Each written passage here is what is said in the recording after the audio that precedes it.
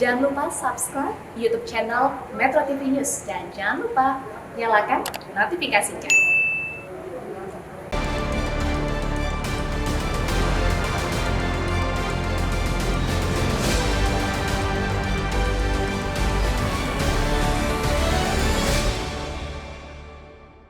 Dipersembahkan oleh Luwak White Coffee.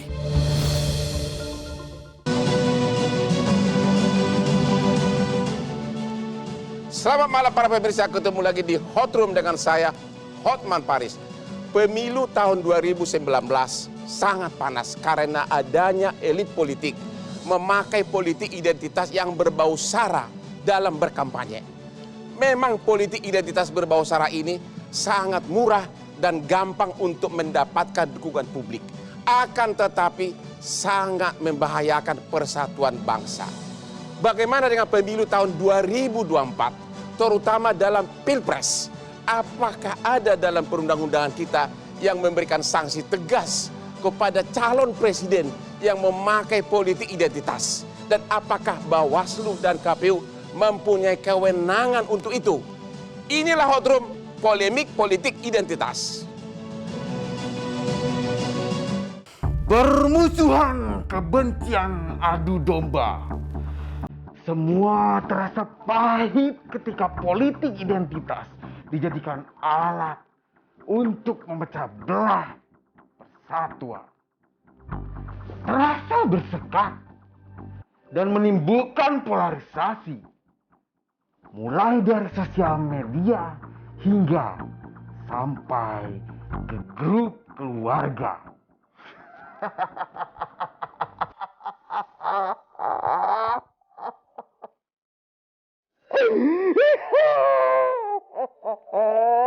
Sedih.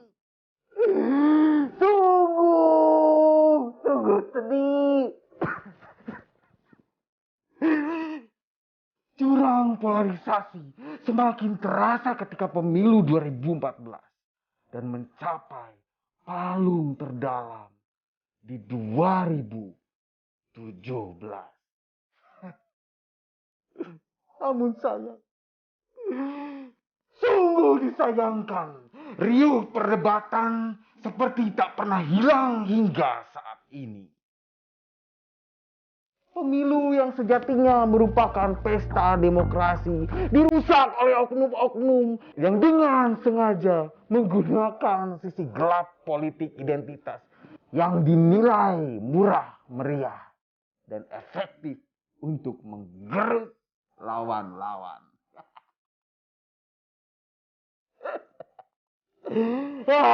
Tapi sampai kapan?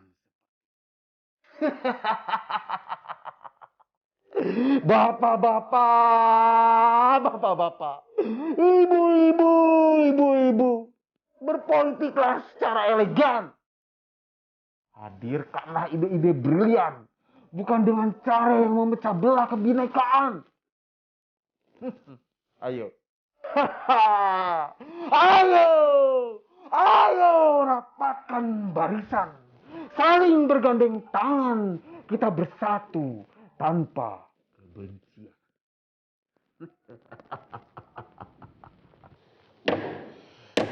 Untuk membahas topik ini, malam ini telah hadir di tengah-tengah kita. Yang pertama, Bapak Hasyim Asyhari, Ketua Komisi Pemilihan Umum RI KPU. Selamat malam, Bapak. Malam, Bang Hotman. Yang kedua, Ibu Loli Suhenti, anggota Bawaslu RI. Selamat malam, Bu Cantik. Malam. Yang ketiga, Bapak San Mustafa, Wakil Ketua Komisi 2 DPR RI, fraksi Nasdem. Selamat malam, Bapak. Sebelah kiri saya, Ibu Titi Anggraini, anggota Dewan Pembina Perludem. Malam, Bu. Malam, Bang Hotman. Berikutnya Bapak Ray Rangkuti, Direktur Lingkar Madani Indonesia. Selamat malam, Bapak. Selamat malam. Kebiasaan Hotman, makanya Hotman sukses dalam setiap debat adalah minum kopi dulu. Sedap. Otaknya lancar. Kayaknya harus kita ikuti.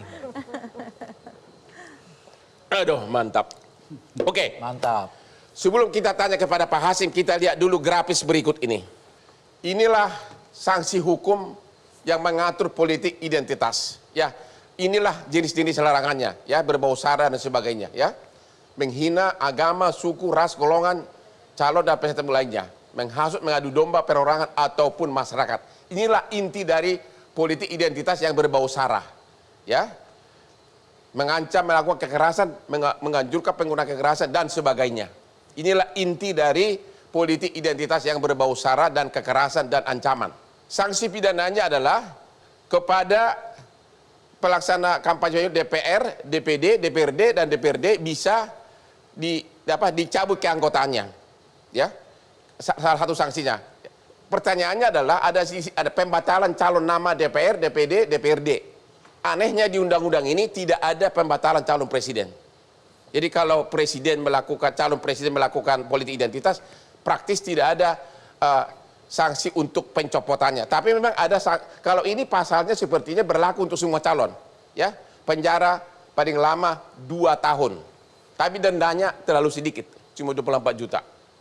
Pertanyaan pertama kepada Pak Hasim, dari mulai tahun 2014, 2017, 2019, politik identitas selalu terjadi di mana-mana. Bagaimana kesiapan KPU dalam mengatasi ini? Jadi begini Bang Hotman, yang ingin saya katakan itu supaya kita punya pemahaman yang sama bahwa pemilu pilkada itu adalah arena konflik ya, yang dianggap legal untuk meraih kekuasaan atau mempertahankan kekuasaan. Ya. Sehingga dengan begitu kita memahami bahwa dalam pemilu, dalam pilkada pasti ada konflik. Ya. Yang tidak boleh itu adalah menggunakan kekerasan sebagai instrumen Ya. dalam meraih kekuasaan atau mempertahankan kekuasaan. Nah, kekerasan itu bisa 2 bentuk, kekerasan fisik maupun kekerasan verbal ya. Ya. Nah, dalam topik yang dibahas Bang Hotman ini, sebagaimana ditayangkan tadi, larangan-larangan itu termasuk bagian dari kekerasan verbal, menghina orang, mempersoalkan etnisitas, agama dan segala macam Ya. itu. Nah, itu menunjukkan bahwa pembentuk undang-undang sudah mengantisipasi bahwa kalau ada orang atau pihak atau calon atau peserta pemilu menggunakan instrumen kekerasan verbal dalam meraih kekuasaan atau mempertahankan kekuasaan itu ada larangannya dan juga ada sanksinya. Selain sanksi pidana ada sanksi administratif berupa dibatalkan sebagai calon. Tapi memang sebatas ini sebagaimana disebutkan Bang Hotman tadi untuk calon anggota DPR, DPD, DPR di provinsi, kabupaten, kota. Mohon dipertegas Pak, kalau tadi kan DPRD, DPR bisa dicopot pencalonannya. Ya. Ya. Sedangkan calon presiden tidak ada. Kalau sanksi 2 tahun penjara itu berlaku juga nggak untuk presiden?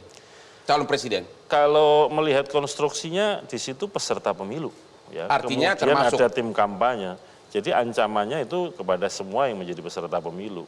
sanksi pidana 2 tahun. Betul. Tapi pencopotan tidak berlaku untuk calon presiden. Iya, di situ tadi kan disebutkan yang kena sanksi sampai pembatalan calon. Kalau misalkan pidananya sudah inkrah, itu pada masa sebelum pemungutan suara, statusnya kan calon. Kalau sudah pemungutan suara, sudah punya suara, sangat mungkin jadi calon terpilih, itu dapat dibatalkan, tapi khusus untuk yang anggota legislatif tadi itu. Anggota legislatif bisa dicopot, nunggu proses pengadilan, atau KPU langsung berhak mencopot pencalonannya? Harus proses pengadilan dulu, karena kan kita negara hukum. Apakah kemudian seseorang betul-betul telah melakukan pelanggaran pidana itu tadi, kekerasan verbal tadi, kalau terbukti pertanyaannya kan apa buktinya? Ya putusan pengadilan yang paling tepat. Proses pidana ini berlaku hukum acara yang biasa di pengadilan? Tidak, ada hukum acara pidana pemilu khusus ya. Karena untuk pidana pemilu itu pintunya pertama lewat Mbak Loli nih di Bawaslu. Kemudian dikonstruksikan sebagai sebuah tindak pidana pemilu. Jadi bisa gerak cepat ya? Iya, karena upaya hukum bandingnya itu sampai pengadilan tinggi saja Bang. Beda dengan perkara pidana yang lain. Oke, Ibu Loli bagaimana pandangan Ibu atas tadi penjelasan Pak Hasim? Iya, betul. Sebenarnya memang salah satu yang membatasi kerja Bawaslu dalam menegakkan keadilan hukum pemilu, ya undang-undang yang kita punya. Jadi, apa yang dibatasi, kenapa? Karena memang Bawaslu bekerja berdasarkan undang-undang, berdasarkan regulasi. Nah, dalam konteks yang kita diskusikan malam ini, memang untuk penanganan tindak pidana pemilu, itu kami tidak sendiri. Kami bersama dengan teman-teman kejaksaan dan kepolisian melalui sentra Gakumdu, kemudian berproses dia.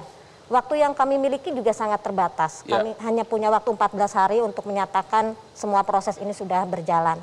Nah, memang batasan-batasan semacam ini menuntut Bawaslu beserta sentra Gakumdu itu untuk sangat cepat mengambil putusan, tetapi tidak boleh mengabaikan kehati-hatian karena kita mempertaruhkan keadilan orang lain. Dan harus menunggu putusan pengadilan.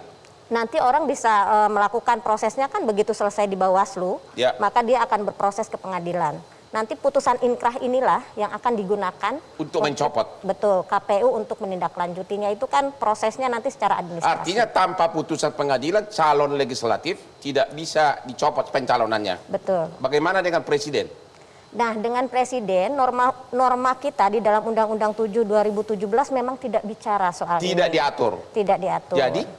Jadi ya kita akan seperti tadi pasal 521, maka sanksi 2 tahun dengan denda 24 juta itulah yang menjadi ruang karena itu berlaku untuk pelaksana peserta termasuk pemilu. juga Artinya tim kampanye. bahwa untuk mencopot calon presiden harus ada putusan pengadilan yang bersifat inkrah. Masalahnya norma undang-undang kita belum bicara soal diskualifikasi calon presiden. Ini yang menjadi PR, kira-kira ke depan akan dibuat formula seperti apa. Oke, kita istirahat dulu, kita akan nanya nanti ke DPR kita. Ketemu lagi.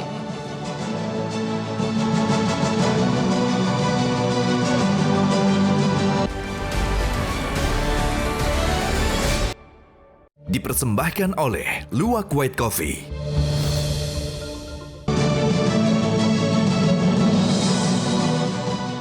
Ketemu lagi di Hot Room, Pak Saan Mustafa. Di undang-undang disebutkan yang diatur hanya pencopotan calon legislatif. Pencopotan calon presiden tidak ada. Jadi bagaimana cara mencopot calon presiden yang melakukan politik identitas?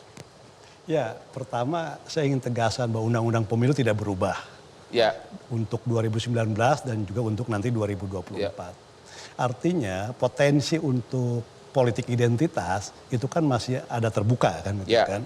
Karena memang ruang yang bisa mencegah itu untuk presiden, calon presiden itu tidak ada.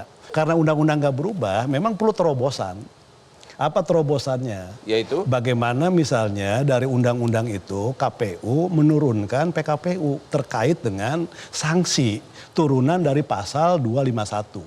Jadi agar pasal itu tidak terlalu normatif, maka perlu KPU menerbitkan PKPU turunan dari undang-undang pemilu yang mengatur tentang Boleh nggak KPU mengatur lain dari dalam undang-undang? untuk mempertegas kan gitu loh. Jadi untuk Kan belum mendetilkan. diatur dalam undang-undang. Enggak, kan Bukan gini, ada mempertegas sanksi namanya. kan gitu loh untuk mendetilkan. Kan berangkat juga dari pengalaman. Ya. Dulu kan pernah juga KPU mengeluarkan PKPU terkait larangan Ya. ex-napi korupsi mencalonkan jadi anggota DPR. Ya. Kan nggak ada juga dalam undang-undangnya. Makanya kalau yang penting itu ada sinyal juga dari Komisi 2. Iya, kan itu. Kalau PKPU-nya dikeluarkan tidak akan ditolak oleh Komisi Karena 2. itu kan gitu. Karena kan kita punya pengalaman itu ya, punya pengalaman 2 kali pemilu presiden.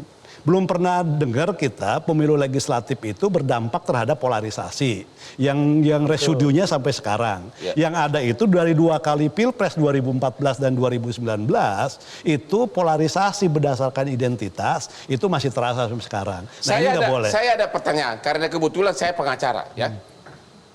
Saya udah terlalu sering memutar-mutar isi penafsiran undang-undang. Karena tidak diatur di sini cara pencopotannya presiden dan juga harus menunggu putusan pengadilan. Bisa enggak setiap calon presiden ada kesepakatan dalam syarat pencalonannya membuat pernyataan. Oh, kalau Membuat pernyataan setuju dicopot begitu terbukti melakukan politik identitas yang berbau sara tanpa menunggu putusan pengadilan. Dia tanda tangan. Di nanti waktu perkara dia tidak bisa mengatakan ini melanggar undang-undang karena dia udah setuju. Gimana Pak? Saya kira itu bagian dari komitmen ya. Calon pemimpin itu harus punya komitmen misalkan dalam berkampanye taat pada aturan. Itu idealnya Pak. Ya, tapi kemudian komitmennya kan ini ditunjukkan dengan masing-masing membuat surat pernyataan yang bermuatan hukum yang kemudian kalau kemudian terbukti secara sah menurut putusan pengadilan yang berkekuatan hukum tetap, maka saya atau kami bersedia untuk mengundurkan diri. Boleh misalkan. nggak tanpa disebutkan bahwa tanpa menunggu putusan pengadilan, tapi hasil penilaian KPU atau Bawaslu langsung bisa dicopot. Kalau dia sepakat tertulis, nggak mungkin. Nggak bisa Bang, Nggak kan ini bisa. negara hukum ya, harus ada pembuktian secara formil lewat pengadilan dulu. Tapi kan kalian bisa melakukan persidangan intern. Nggak ada kewenangan untuk itu. Tidak ada kewenangan. Menurut saya ada satu hal Ya. yang paling sederhana saja di Ya. PKPU itu misalnya dilarang kampanye. Misalnya ada masa jeda kampanye ketika dia terbukti melakukan politisasi identitas. Itu ya. Jadi ada salah satu misalnya sanksi pasangan ini dilarang kampanye untuk misalnya kalau misalnya ada sekian putaran kampanye nggak boleh. Oh itu kampanye. Salah itu bisa tanpa menunggu putusan pengadilan. Itu bisa dilakukan. Oh, bisa dilakukan. Nah, saya juga ingin menegaskan nih Bang ya, ada 3 hal yang menurut saya. Pertama, saya ingin membedakan antara politik identitas, politisasi identitas, sama eksploitasi identitas. Politik identitas itu kan hal yang lazim aja orang melakukan sesuatu berdasarkan identitas masing-masing. Misalnya kita merujuk dulu zaman prakemerdekaan, melawan penjajah itu kan orang menggunakan identitasnya masing-masing. Apakah kesukuan, misalnya maka muncullah yang namanya Yong, Java, macam-macam kan, atau kan berdasarkan agama. Itu hal yang identitas, karena itu ada ikatan ikatan yang bisa menggelorakan melawan ini. Yang menjadi problem 2 kali pemilu itu adalah orang menggunakan politisasi identitas. Dulu ada istilah politisasi birokrasi. Zaman dulu kan politiknya itu politisasi birokrasi. Nah sekarang ketika birokrasi dibuat transparan, dibuat independen, paling mudah lagi untuk mendapatkan dukungan, orang melakukan politisasi identitas. Terima kasih. Sekarang Pak Rey dulu. Siap. Kira-kira seperti apa politik identitas di pemilu 2024? Saya kira bibitnya dari sekarang saja udah kelihatan kok. Yaitu apa itu? Ya artinya orang mempergunakan yang paling umum itu elemen agama. Elemen agama. Ya untuk mengkelompokkan pilihan politiknya masing-masing. Ya. Sehingga dengan begitu ya kita udah lihat sebetulnya di beberapa tempat kan, termasuk ketergodaan para calon peserta pemilu ini untuk mempergunakannya, entah itu simbol-simbol agama, ya kedekatan-kedekatan agama, macam-macam menuju ke arah peraupan suara dalam konteks penggunaan politik identitas itu. Gitu. Masalah kita menurut saya Bang Hotman di luar soal sanksi, ada yang paling fundamental, tadi sudah disebutkan oleh Bung Saan, soal bagaimana kita mendefinisikan politik identitas ini. Gitu. Itu persoalan yang sangat rumit. Kita kasih contoh nih, 3 kalimat.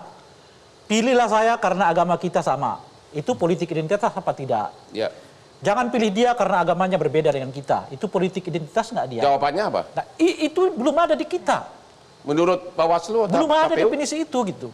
Iya, sebenarnya Bang Hotma kalau melihat 280 ayat 1 itu, stressingnya itu jelas. Yang tidak boleh itu apa? Menghina, menghasut, mengadu domba, melakukan kekerasan. Jadi kalau ada kalimat pilihlah saya karena agama kita sama, boleh? Itu politik identitas. Yang positif atau negatif? Lalu kita akan uji. Itu menimbulkan perpecahan nggak? Menghina nggak? Menurut menghasut nggak? Menurut gitu. Ibu?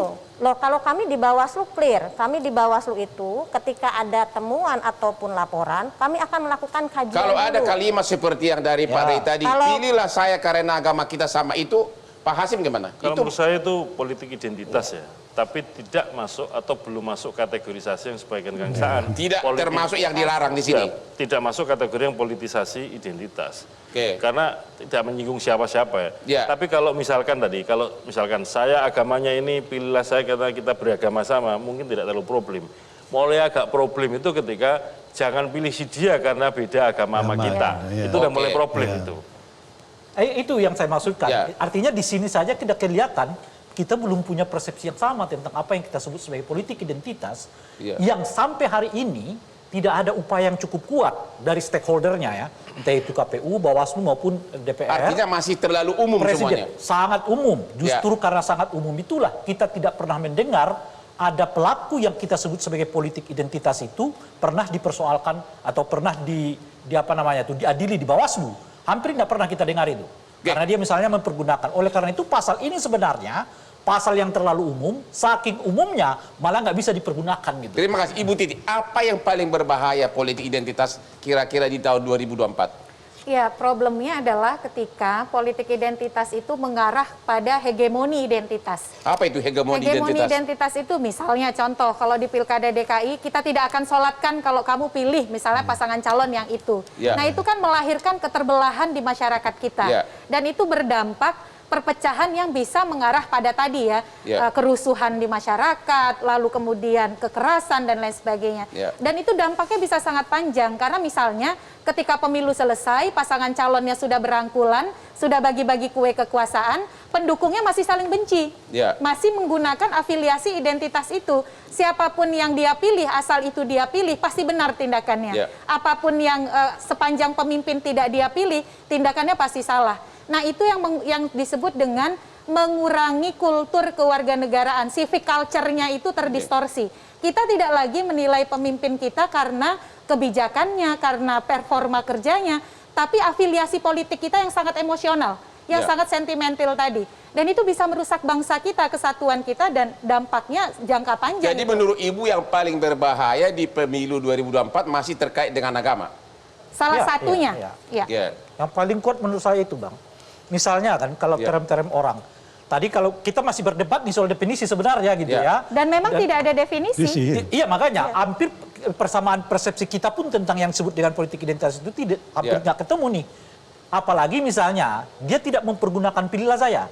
Dia cukup seperti tragedi yang terjadi di di Jakarta itu. Jangan sholatkan karena kita berbeda pendapat. Itu satu. Tapi ada lagi yang misalnya mempergunakan term-term agama untuk katakanlah ya, memojokkan seseorang yang tidak bisa kita sebutkan dalam kategori yang disebut dengan pemilu. Bawaslu pasti akan kesulitan. Misalnya seseorang itu disebut sebagai kafir, disebut sebagai ini.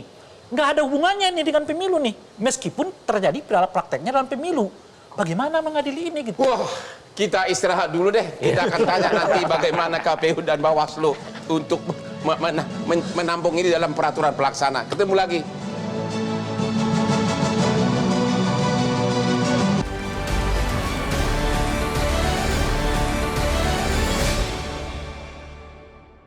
Dipersembahkan oleh Luwak White Coffee.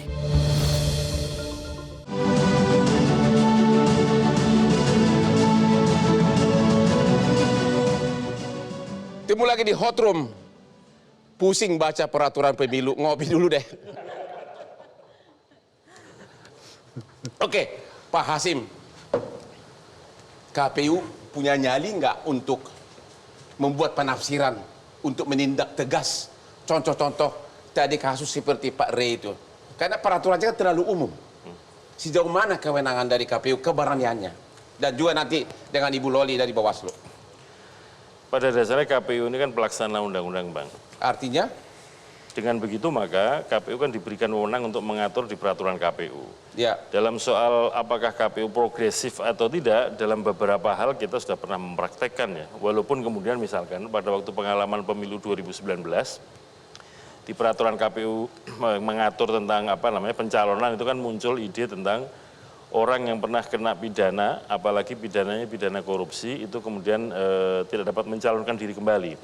Cara berpikir KPU pada waktu itu, cara berpikir penafsiran sistematis ya, maksud saya begini, masih ada undang-undang tentang penyelenggara negara yang bebas korupsi dan KKN. Kemudian yang kedua masih ada TAP MPR yang menjadi guidance kita ya, panduan nilai bahwa kemudian para penyelenggara negara sebisa mungkin bebas dari itu. Di Undang-Undang Pemilu sendiri, calon presiden juga nggak boleh orang yang pernah kena kasus korupsi. Sudah kita coba rumuskan, sudah jadi peraturan KPU. Banyak yang setuju, banyak yang berkomitmen, banyak yang nggak setuju. Yang nggak setuju ternyata salah satunya menggunakan mekanisme uji materi peraturan KPU di Mahkamah Agung, peraturan KPU. Dan dikabulkan, artinya norma itu dibatalkan. Ya kalau sudah seperti ini, apa boleh buat? KPU juga tunduk pada putusan pengadilan. Demikian juga soal apakah KPU akan merumuskan soal itu, nanti kita pertimbangkan juga ya, kita mencoba dalam membuat peraturan KPU kan KPU melakukan uji publik, melakukan diskusi-diskusi. Nanti bagaimana yang baik untuk merumuskan ini supaya bisa terakomodir semua dan kira-kira kalau dilakukan uji materi di Mahkamah Agung juga kokoh gitu dasarnya. Jadi dari KPU sendiri memang ada tanggapan positif untuk memikirkan membuat peraturan pelaksana petunjuk mengenai apa sebenarnya jenis-jenis politik identitas ini. Betul.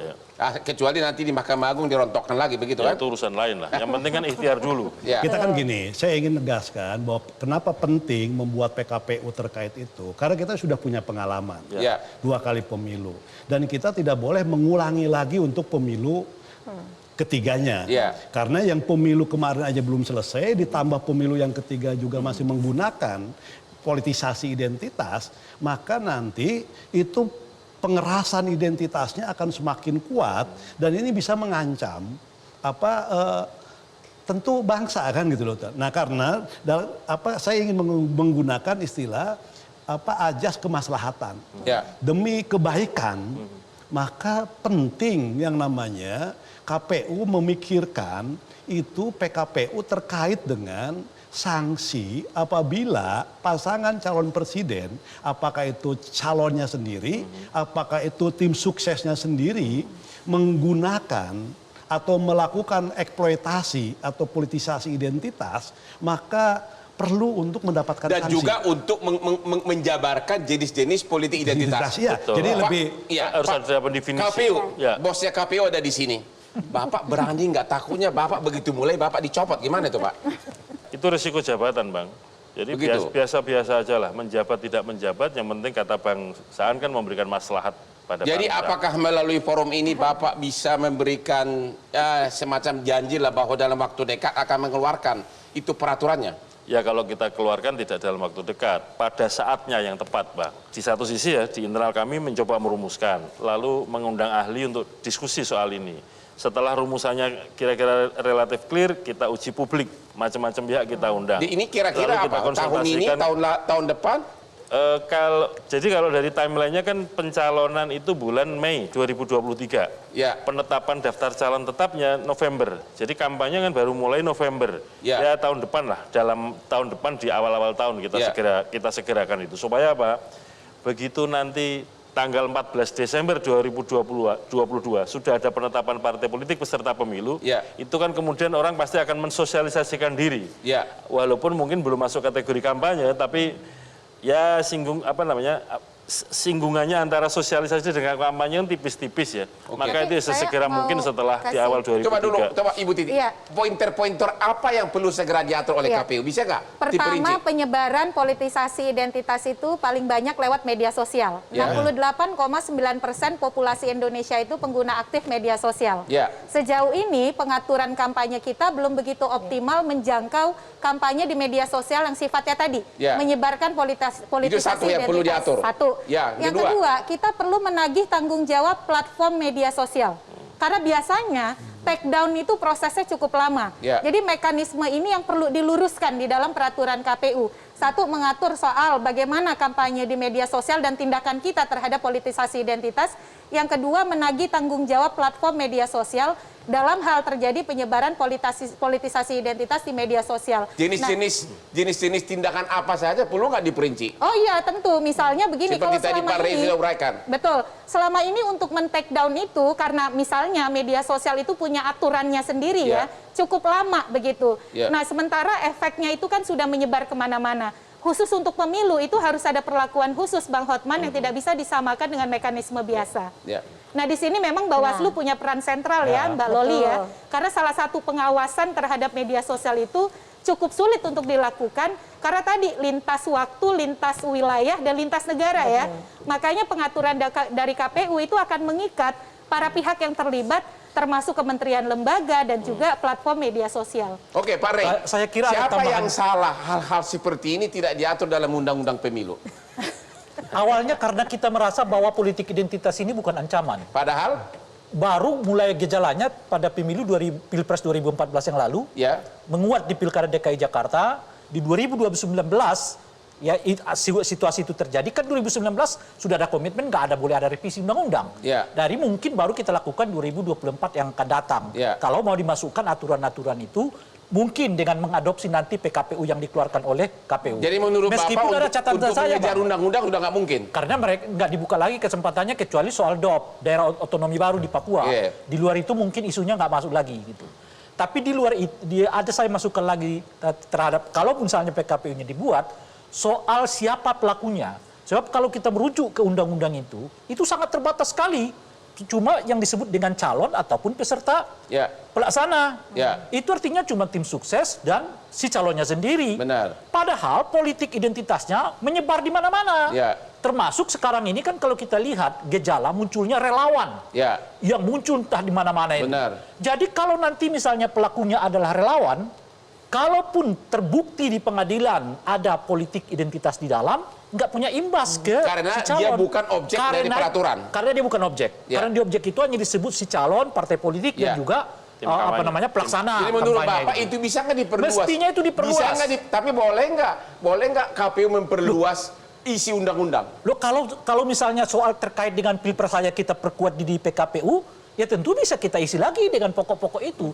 Pokok intinya kan sebenarnya selama aturan itu membuat pemilu kita lebih demokratik, pemilu kita lebih bagian dari konsolidasi kita sebagai bangsa, ya aturan-aturan yang semestinya itu mestinya dibuat juga. Begitu, berarti nasib kita sekarang ini sangat di tangan dari Ketua KPU dan juga Bawaslu. Kita akan nunggu jawabannya di segmen terakhir nanti. Kita istirahat dulu.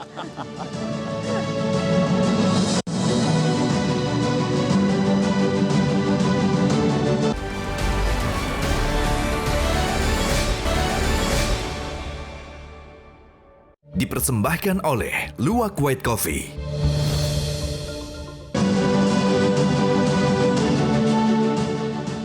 Temu lagi di Hot Room. Di segmen terakhir ini kita akan bertanya kepada Pak Hasim, Ketua KPU.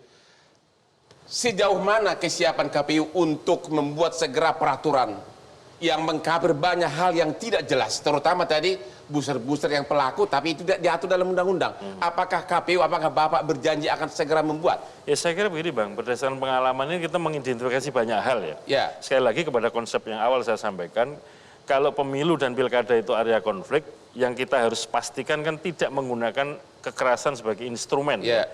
Nah, misalkan sebagai contoh misalkan untuk eksploitasi istilahnya Kang Saan tadi, eksploitasi identitas atau politisasi identitas itu seringkali ada yang berbayar. Maksudnya berbayar begini, ada konsultan yang khusus menangani itu dan para katakanlah calon kandidat atau peserta pemilu mengontrak itu. KPU berwenang nggak menjatuhkan sanksi ke mereka? Berwenang juga Bang. Jadi dasarnya apa? Intinya begini, kalau pengaturan kita atur begitu ya. Satu, siapa pelakunya, yang kedua siapa otaknya. Secara konsep pemidanaan atau pembuatan sanksi kan begitu. Tidak sekedar si pelaku tapi juga otak pelakunya. Tapi kemudian dalam konteks penegakan hukum itu adalah teman-teman di Bawaslu dan kemudian Gakumdu itu. Tapi sekali lagi harus dimulai dari progresivitas kita dalam menafsirkan undang-undang dalam rangka tadi. Kalau kemanfaatannya besar maka kemudian untuk merumuskan ini di peraturan dalam KPU praktek menafsirkan selalu menimbulkan multitafsir. Siap KPU akan segera menerbitkan peraturan yang lebih jelas? Siap Bang. Terima kasih. Perumusannya harus terbatas itu.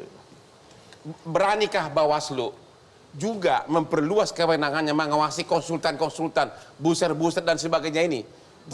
Karena undang-undang kan hanya mengatakan calon legislatif. Sejauh mana kewenangan Bawaslu? Nah, kewenangan Bawaslu dalam mengawasi itu di tahap penyelenggaraan pemilu itu melalui objeknya adalah apa yang diatur oleh KPU. Apa yang diatur oleh KPU, kami harus awasi untuk memastikan itu berjalan. Berarti nasib kita benar-benar di tangan Pak Hasim sekarang ini, untuk tahun 2024. Betul, termasuk misalnya tadi yang nyambung Mbak Titi, soal ancaman polarisasi politik itu salah satunya misalnya karena sulitnya menjangkau ujaran kebencian, berita bohong yang itu di akun-akun personal. Benar. Nah itu kan memang selama ini Bawaslu nggak bisa jangkau karena memang di ranah PKPU kampanye tidak menyasar akun personal. Benar. Nah itu jadi PR sendiri. Tetapi Bawaslu dalam konteks hari ini menyadari betul bahwa ke depan kita semua harus berkolaborasi, bersinergi, memastikan tidak terjadi polarisasi politik ini. Maka kami kemudian mengedepankan upaya pencegahan. Nah, upaya pencegahan inilah yang tadi Bang Ray juga penting mendiskusikan supaya kita semua clear soal definisi politik identitas. Supaya kita clear ketika mengukur ini membahayakan atau tidak. Nah, ranah-ranah pencegahan ini yang hari ini menjadi konsentrasi serius Bawaslu.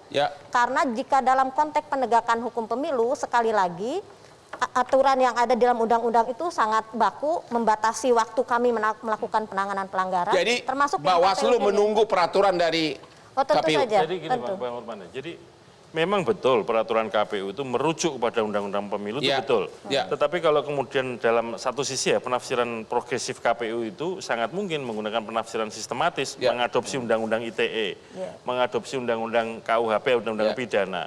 yang kira-kira kalau misalkan ranahnya itu pelaksana atau kandidat, ya itu yang di Undang-Undang Pemilu kena. Bagi yang bukan masuk kategorisasi itu bisa kita adopsi dari Undang-Undang Pidana KUHP atau dari Undang-Undang ITE. Terima kasih. Ya. Ibu Loli, bagaimana kewenangan Bawaslu untuk mengawasi rumah-rumah ibadah? Loh, kalau ini sudah jelas ya, kemarin ini mungkin yang bersinggungan dengan statementnya Pak Hasim nih. Ya. Berkenaan dalam kampanye itu tidak boleh menggunakan fasilitasi pendidikan termasuk rumah ibadah. Nah, fasilitasi itu nggak boleh. Walaupun itu kan ranah pasalnya memang menyangkut soal kewenangan fasilitasi. Tidak boleh kampanye dilakukan di ruang-ruang pendidikan, di rumah ibadah. Nah, ini fix. Tapi lalu apa yang bisa dilakukan Bawaslu? Karena dalam konteks pemilu kita hari ini banyak kok orang harus mendapatkan edukasi kepemiluan melalui ruang-ruang mereka, majelis taklim misalnya begitu. Nah, dalam konteks hari ini edukasi kepemiluan penting di semua ranah. Maksud saya, ya nggak boleh pemilunya. Kalau sampai terjadi politik identitas di rumah ibadah, kan tidak tahu, bisa ada tali terputus antara siapa otaknya dengan pelakunya. Bagaimana kewenangan dari Bawaslu untuk menindak orang-orang yang hanya suruhan ini?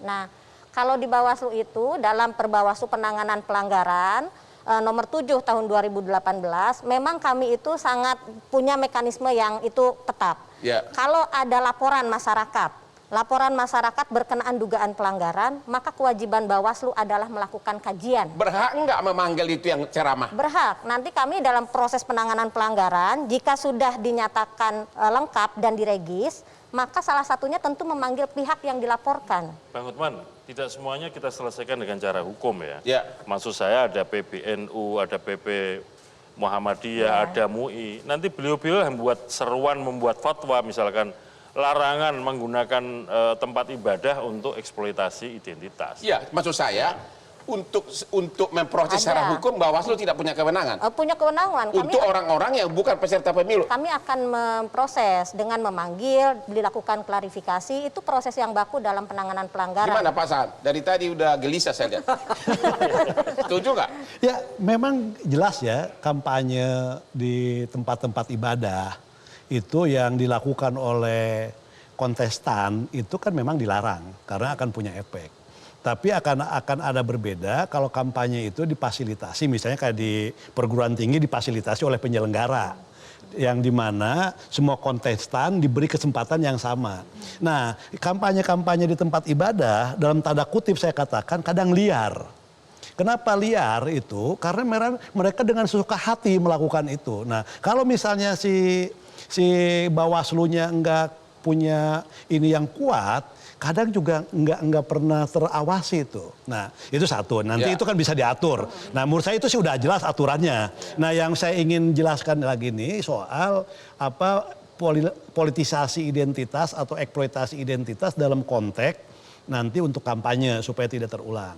Nah, memang perlu seperti Bung Rey sampaikan juga aturan-aturannya nanti didetilkan itu penting. Nah, cuman saya ingin memberikan catatan antara dengan KPU dan Bawaslu itu harus seirama. Jangan juga nanti ketika misalnya ini berjalan ada problem. Saya ingin contohkan ya, bukan mengukit yang lama. Misalnya ketika kampanye pemilu 2019 yang lalu, semua partai dibuat fakta integritas untuk tidak mencalonkan mantan koruptor maupun pokoknya kejahatan luar biasa lah, teroris, narkoba, seksual kan gitu, macam-macam, narkoba. Nah, Bawaslu juga sama, tapi dalam prakteknya KPU dengan Bawaslu itu beda. Nah, ini nggak boleh lagi nih.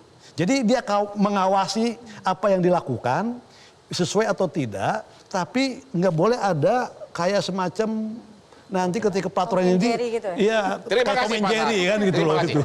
Terakhir dari Ibu Titi, apa? Pertama begini Bang, yang kita bicarakan soal sanksi ini kan hilirnya ya. Hulunya itu sebenarnya ada pada komitmen partai politik dan semua pihak. Jadi yang prioritas yang mana? Yang ya dua-duanya prioritas. Makanya kita nggak bisa bicara hilirnya saja, hilirnya saja, hulunya prioritas juga. Bikin peraturan dulu oleh KPU begitu. Nah, itu juga salah satu, tapi belum sampai ke sana nih. Yang pertama komitmen dari partainya juga kita harus tagih. Jadi jangan sampai partainya menganggap ini pasar bebas tanpa ada akuntabilitas moral politik mereka, nggak bisa begitu. Yang kedua semua elemen, kementerian misalnya agama, bagaimana membuat regulasi secara proporsional sehingga tempat ibadah itu tidak dipolitisir. Proporsional ya, jangan sampai tebang pilih. Nah, yang berikut bagaimana menggunakan semua instrumen hukum yang terhubung. Contoh, kita punya Undang-Undang Nomor 40 tahun 2008 tentang penghapusan diskriminasi ras dan etnis. Dan itu ancaman hukumannya lebih besar daripada pasal 521 tadi. Termasuk juga kita punya Undang-Undang ITE, Undang-Undang KUHP. Jangan ini dianggap parsial. Misal, kalau KPU tidak bisa menjangkau secara solid, karena politik identitas ini tidak hanya musiman pemilu memang meningkat. Maksudnya, cara pandang kita dalam menggunakan instrumen hukum tidak dan tak terbatas pada Undang-Undang Pemilu. Di dalam Undang-Undang 40 2008 itu, ketentuan pidananya ada, bahkan jelas disebutkan. Tapi itu kewenangan kepolisian. Betul, jadi semua bisa dijangkau di situ. Tapi sayangnya selama ini kita tidak cukup mendiskusikan dan menyosialisasikan undang-undang itu. Kita terpaku pada Undang-Undang Pemilu, karena dianggap karena ini kontestasi pemilu, kalau dia undang-undang lain dilupakan nah, gitu. Itu dia, Gimana, itu Pak salah Rey? satu catatannya. Apa yang prioritas agar benar nggak bahwa nasib kita itu sekarang di tangan KPU dan Bawaslu? Karena undang-undangnya terlalu umum. Betul, yang prioritas adalah KPU segera bekerja untuk merumuskan. Tentang apa yang kita sebut dengan politik identitas ini. Jenis-jenis tindakan yang dianggap ya, itu melanggar supaya gitu. tidak abu-abu dengan cara itu, Bawaslu juga tidak perlu abu-abu untuk memandang apakah ini masuk politik identitas atau tidak gitu ya. Dan saya kira nggak perlu menunggu 2023 karena faktanya dari gejalanya dari sekarang juga sudah terlihat. Saya mau mengakhirinya dengan pernyataan saya yang saya ingat 2019 yang lalu, Bang Hotman. Saya mengatakan pemilu demokratik kita ke depan ancaman terbesarnya bukan lagi politik uang. Tapi ancaman terbesarnya itu adalah penggunaan politik identitas. Dan bahaya penggunaan politik identitas ini jauh lebih berat dibandingkan dengan politik uang. Saya mengambil 3 contoh itu. Pertama, dari segi jangkauan. Dari segi jangkauan politik uang lebih kecil dibanding dengan politik identitas. Pilkada DKI Jakarta mengimbas ke seluruh Indonesia. Itu terbukti tuh. Kedua, dari segi waktu, tidak hanya terjadi di kala hari H saja, tapi bahkan setelah pilkadanya selesai, sampai sekarang, antara cebong dan kampret masih sulit untuk dipersatukan. Itu terbawa oleh pengaruh yang disebut dengan politik identitas. Politik uang, Bang Hotman, relatif tidak pernah kita dengar menimbulkan kekerasan. Nggak ada rumah caleg yang tiba-tiba dikepung oleh massa karena belum bayar uang. Kira-kira gitu. Tapi jelas politik identitas akan menimbulkan kekerasan yang sangat potensial. Itu yang saya sebutkan, politik uang merugikan kita semua, jelas itu. Membuat bangsa kita, para pemimpin kita cenderung jadi korup. Tapi politik identitas membuat bangsa ini terbelah dan punya potensi keretakan kita sebagai bangsa terjadi. Terima kasih, inilah akhir dari diskusi kita malam ini. Dan sebagai penutup, kita semua berdoa agar Pak Hasim, Ketua KPU, benar-benar segera merumuskan peraturan yang menguraikan apa itu politik identitas. Karena nasib bangsa ini sangat ditentukan oleh peraturan ini, terutama kaitannya dengan pemilu 2024. Demikianlah penutupan dari acara ini dan kami mengucapkan terima kasih kepada semua narasumber. Jangan lupa menonton Hot Room yang hot-hot hanya di Metro TV tiap hari Rabu jam 10 malam. Yuk silakan Pak kita.